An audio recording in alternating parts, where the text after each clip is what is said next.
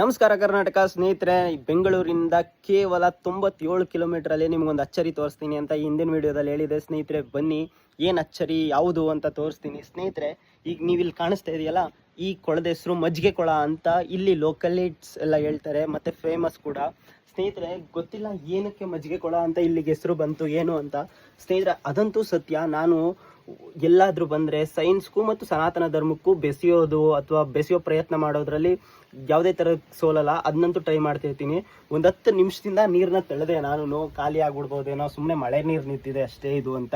ಸ್ನೇಹಿತರೆ, ಇಲ್ಲ, ಖಾಲಿ ಆಗಲಿಲ್ಲ. ಪ್ರಯತ್ನ ಪಟ್ಟು ಸಾಕಾಯಿತು. ಸ್ನೇಹಿತರೆ, ಇಲ್ಲಿ ಇದಕ್ಕೆ ಮಜ್ಜಿಗೆ ಕೊಳ ಅಂತ ಏನು ಹೆಸರು ಬಂತು ಅಂದರೆ, ಸ್ನೇಹಿತರೆ, ಇವಾಗ ಪಾಚಿ ಕಟ್ಟಿ ಈ ಕಲರ್ಗೆ ಬಂದಿದೆ. ವಿಡಿಯೋದಲ್ಲಿ ನಿಮ್ಗೆ ಪಾಚಿ ಕಾಣಿಸ್ತಿದೆ ಅಷ್ಟೇ, ಬಟ್ ನೀರು ಶುದ್ಧವಾಗೇ ಇದೆ. ನೋಡಿ, ಕೈಗೆ ಎತ್ಕೊಂಡ್ರಿ ನೋಡಿ, ನೀರು ಶುದ್ಧವಾಗಿದೆ. ಸ್ನೇಹಿತರೆ, ಖಾಲಿನೇ ಆಗಲ್ವಂತೆ ನೀರು. ಎನಿ ಟೈಮ್ ಚಳಿ, ಮಳೆ, ಗಾಳಿ, ಬಿಸಿಲು ಅಂದೇನೆ ಯಾವಾಗಲೂ ಇಲ್ಲಿ ಕೋಲ್ಡ್ ನೀರು ಸಿಗುತ್ತಂತೆ. ಅದು ಏನು ಬೆಟ್ಟದ ಕೆಳಗಡೆ ಅಲ್ಲ, ಇದು ನಿಮ್ಗೆ ಈಚೆ ತೋರಿಸ್ತೀನಿ ಬನ್ನಿ. ಬೆಟ್ಟದ ಮೇಲ್ಗಡೆ ಇದ್ದೀನಿ ಸ್ನೇಹಿತರೆ. ಎಷ್ಟು ಮೇಲ್ಗಡೆ ಇದ್ದೀನಿ ನೋಡಿ, ಬೆಟ್ಟದ ಮೇಲ್ಗಡೆ ಇದ್ದೀನಿ.